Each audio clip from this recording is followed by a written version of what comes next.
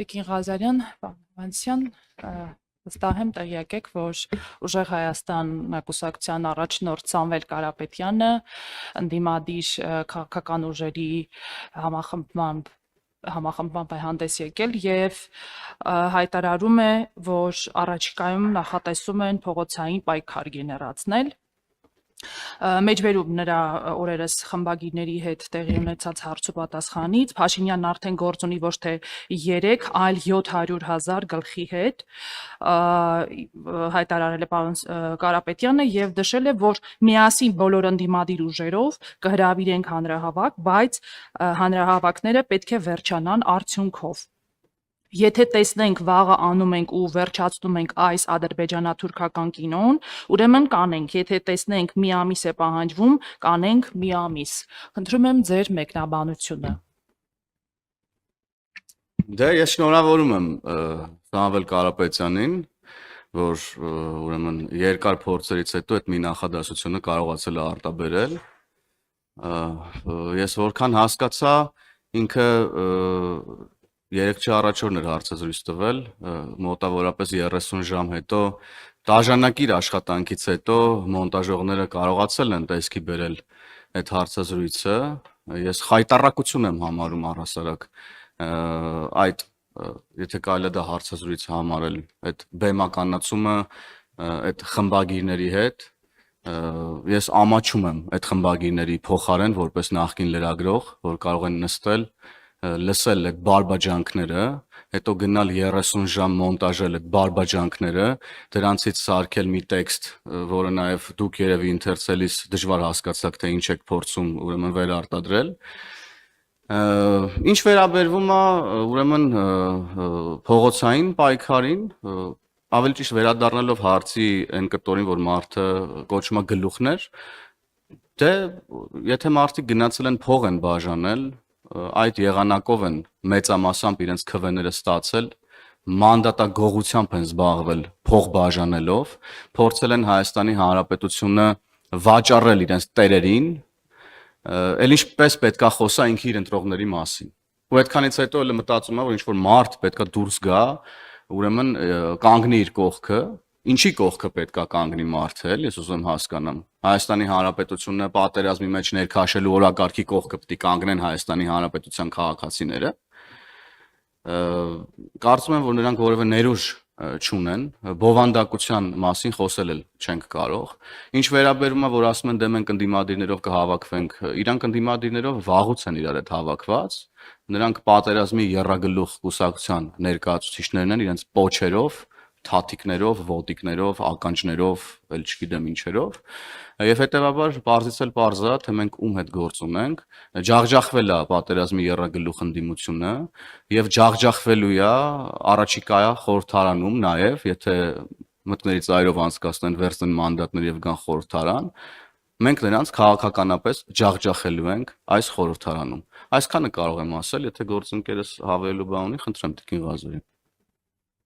Շնորհակալ եմ, ես զուտ երկրորդում եմ ձեզ, պարոն Հովհաննիսյան, եւ նաեւ կարող եմ ասել, որ իրականում Հայաստանի Հանրապետությունը փրկվեց իշխանազավթումից, որի փողի ուժով փորձում էին այդ քաղաքական ուժերը իրականացնել եւ իրապես այն որ ասում են համախմբվելու ենք, մենք վաղուց ենք խոսել այդ մասին եւ նորություն չէ, որ իրենք վաղուց համախմբված են, նույն կետից կառավարվում են, նույն կերպ գործում են եւ այն բոլոր քրեական գործերը, որ հակակոռուպցիոն կոմիտեում կա, վկայում են այդ մասին, որ այդ հատկապես այդ եռագլուխ հրեշը իրար հետ է գործել Հայաստանի Հանրապետության պետականության դեմ եւ ես ուզում եմ շնորհավորել Հայաստանի Հանրապետության քաղաքացիներին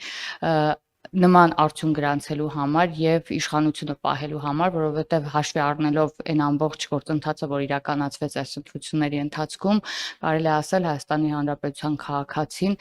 պաշտպանեց պետականությունը, պաշտպանեց անկախությունը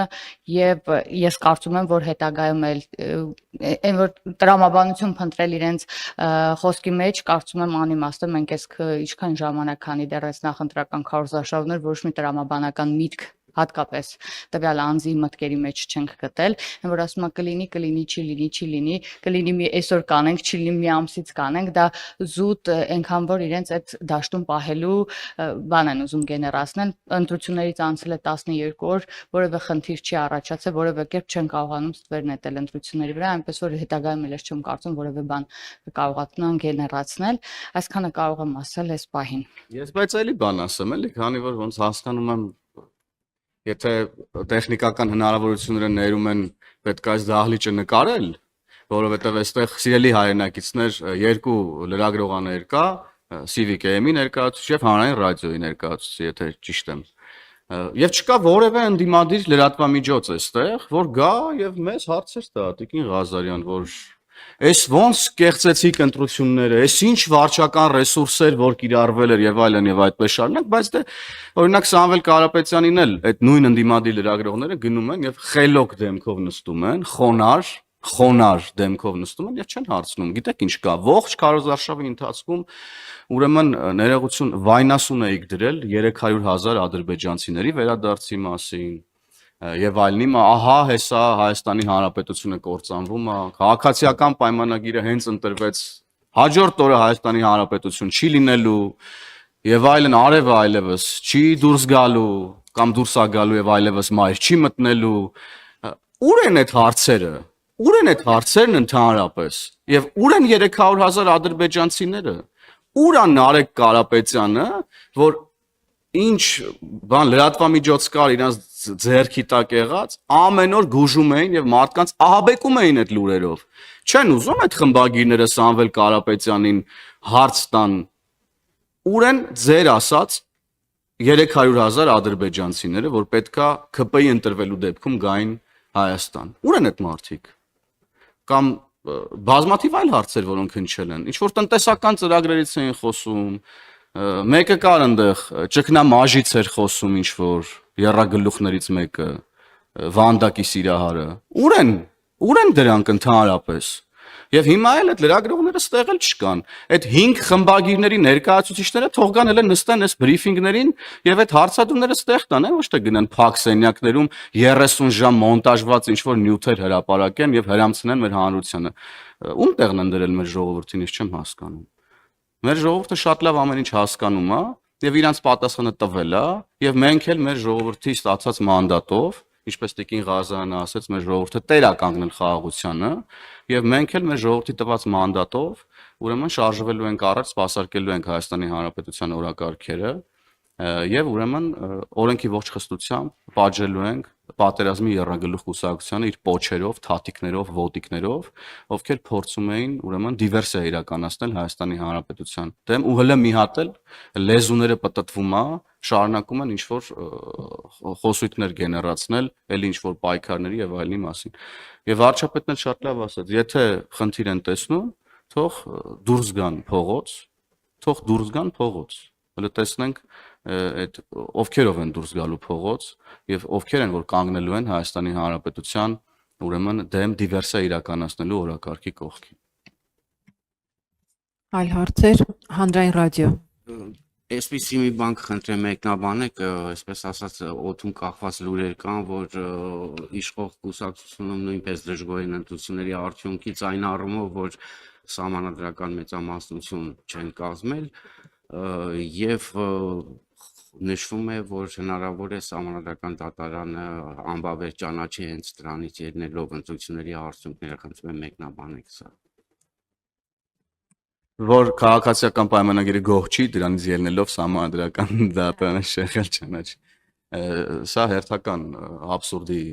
ժանրի մեկնաբանությունն է, քաղաքացիական պայմանագիր կուսակցությունը շնորհակալ է Հայաստանի Հանրապետության 728,000 քաղաքացիներից, ովքեր տեր են կանգնել խաղաղությանը, քաղաքացիական պայմանագիր կուսակցությունը, խմբակցությունը ազգային ժողովում միանձնյա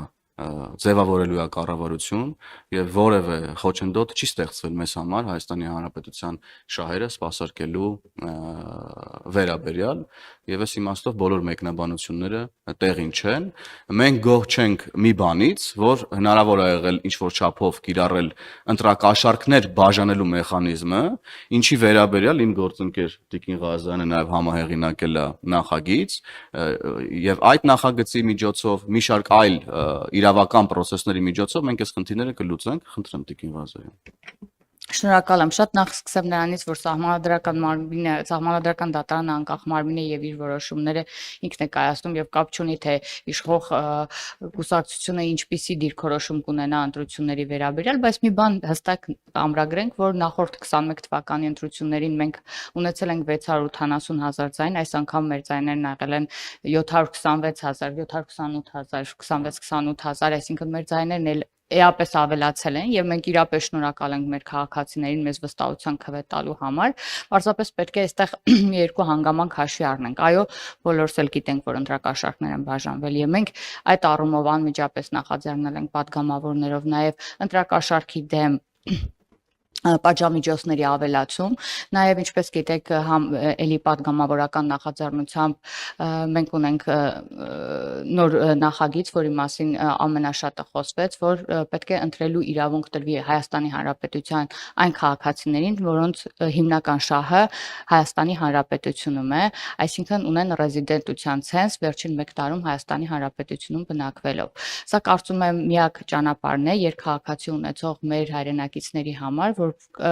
այն մարդիկ, ովքեր հիմնականում ապրում են Հայաստանում, նրանք կարողանան ձևավորել իշխանություն եւ հետեւաբար ունենան փոխադարձ պատասխանատվությունների դաշտ, ունենան վերահսկողություն իրենց ձևավորած իշխանության վերաբերյալ եւ ես կարծում եմ, որ սա ժողովրդավարության արտահայտման ամենակարևոր ձևերից մեկն է եւ մենք այս նախաձեռնությամբ հանդես ենք եկել եւ շուտով նախաձեռնությունը կյանքի կկոչվի։ Շարունակելով սահմանադրական մեծամասնություն չվերցնելու թեման, ինչ է կարծում Տիկին Ղազարյան, պարոն Հովհաննիսյան, սա նշանակում է արդյոք, որ այն օրակարգերը, որոնք ենթադրում էին սահմանադրական մեծամասնություն, արկախվելու են, թե այլ ուղիներ, ճանապարհներ կգտնեք դրանք կյանքի կոչելու համար, օրենսդրական ճանապարհների մասն է խոսքը։ Ոչ մի բան չի արկախվելու, ինչպես վարչապետն էլ ասեց, որոշակի դժվարություններ այո ստեղծվել են այս իմաստով, բայց մենք շարունակելու ենք ուրեմն մեր օրակարգերով առաջ շարժվել եւ միանշանակ մենք կգտնենք լուծումներ, ուրեմն այն փոփոխություններն իրականացնելու առումով, որոնք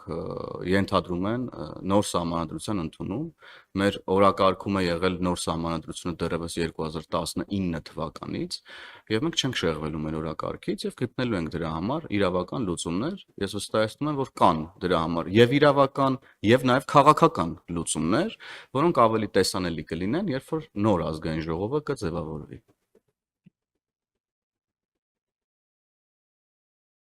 Բայց քանի որ մենք ինչ ուզենք կանենք հիմա, որովհետեւ ընդդիմությունը մի շաբաթա չկա, ազգային մի շաբաթը որն է դեռ ավելի շատ, վերջին նիստերն էին ազգային ժողովի եւ ընդդիմությունը ընդհանրապես ազգային ժողովի շենք էլ չի եկել, ես ուզում եմ որ սրա մասին մեր քաղաքացիներն իմանան, նրանք անգամ շենք չեն եկել, ես չեմ խոսում նիստերի դահլիճ չգալու մասին, նրանք շենքից ինչ որ շառավղով փախած են ինչ որ մի հեռավորությունից։ Հիմա խորհրդարանական ճեպազրույցներն է, մենք տեսնում ենք, որ լրատվամիջոցների մի մասն էլ չկա եւ ընդդիմության հետ կորել են նաեւ նրանց սպասարկող լրատվամիջոցները։ Սա մեկ բանի մասին է խոսում, որ ցավոք դե ընդդիմության մասին չեմ խոսում, ցավոք նաեւ լրատվամիջոցների զգալի մասին հետաքրքիր չի Հայաստանի Հանրապետության քաղաքացու շահը, Հայաստանի Հանրապետության օրակարգը, այն կարևոր հարցերը, որոնք հուզում են Հայաստանի Հանրապետությանը։ Բազմաթիվ նախագծեր են քննարկել սոցիալական բնույթի, տնտեսական բնույթի, հարկային ոլորտին վերաբերող, արտաքին քաղաքականությանը վերաբերող, ոչ մի բան չկա։ Եվ ահա ես տեսնում եմ, որ հենց նոր Դաշնակցության ներկայացուցիչ Կրիստինա Վարդանյանը եկել է, որ ուրեմն բացակայությունից հետո ողջ շաբաթ ազգային ժողովի ինչ որ ուղերձներով հանդես գա իր քաղաքացիների, մեր քաղաքացիներին, եւ ես կխնդրեմ ձեզ նաեւ այդ հարցադրումները ուղեք Դաշնակցության ներկայացուցիչ Քրիստինա Վարդանյանին, ովքեր նորից մանդատ են ստացել, ինչպես հակակոռուպցիոն կոմիտեն ասում, բազմաթիվ ընտրակաշառքներ բաժանելու միջոցով, չեն գալիս նիստերի եւ հիմա էլ եկել են եւ փորձելու են ինչ որ թոս փչել մեր քաղաքացիների աչքերին։ Ես կխնդրեմ նաև հարցնեք Քրիստինա Վարդանյանին, թե ինչպես են պատկերացնում իրենց հետագա համագործակցությունը պատերազմի եռագլուխ կուսակցության մյուս ներկայացուցիչների հետ, խոսքը Սարոկյան Գագիկի, Կալուգացի օլիգարխի մասին է, ինչպես են պատկերացնում ուրեմն եռագլուխների հետագա գործունեությունը։ Դուք եթե լրացնելու բան ունեք, այսքանը, շնորհակալություն ձեզ ձեր հարցերի համար։ Ժամանակ կա։ Ժամանակ Թույլ տվեք եւս մեկ հարց, գիտեք, որ Ռուսաստանի Դաշնությունը չի շտապում շնորհավորել կայացած ընտրությունները, քաղաքացիական պայմանագիր կուսակցության վերընտրվելը, որպես կառավարող ուժ եւ տարբեր քաղաքական գործիչների շուրթերով փորձում է դելեգիտիմացնել ընտրությունները։ Նախորդին էլ Ռուսաստանի Դաշնության պետական դումայի պատգամավոր պարոն Զատուլինն է Էխո Մոսկվին հարցազրույց տվել եւ շարունակելով ընտրությունների ոչ լեգիտիմ լինելու թեման ազդարարել է, որ մենք հայտարարում ենք, որ չենք ընդունում այս ընտրությունների արդյունքները որպես ազնիվ եւ օբյեկտիվ։ Սակայն քանի որ մենք Հայաստանի հետ գտնվում ենք դաշինքներում եւ ավանդաբար զարգացնում ենք կապերը, այսուհետ էլ կշարունակենք նրա հետ, ելնելով այն բանից, որ այսօր այն գլխավորում են մարդիկ, որոնք իշխանության ղեկին են մնացել անարդար ոչ ժողովրդավարական ընտրությունների արդյունքում։ Պարոն Զատուլինը նաև հավելել է, որ Մոսկվան փաստացի կշարունակի համագործակցությունը Հայաստանի գործող իշխանությունների հետ, միաժամանակ արձանագրելով, որ արդյունքները դե յուրե չճանաչելու քաղաքական դիրքորոշում է հայտնելու։ Խնդրում եմ պարզաբանել, ինչու է աղմկում պարոն Զատուլինը, ավելի ճիշտ, ինչու է աղմկում Մոսկվան պարոն Զատուլինի եւ այլ գործիչների բերանով։ Շնորհակալ եմ շատ։ Ես կարծում եմ, որ մենք պետք է մի փոքր ավելի քիչ ուշադրություն դարձնենք, թե օրինակ որ երկրներից են գալիս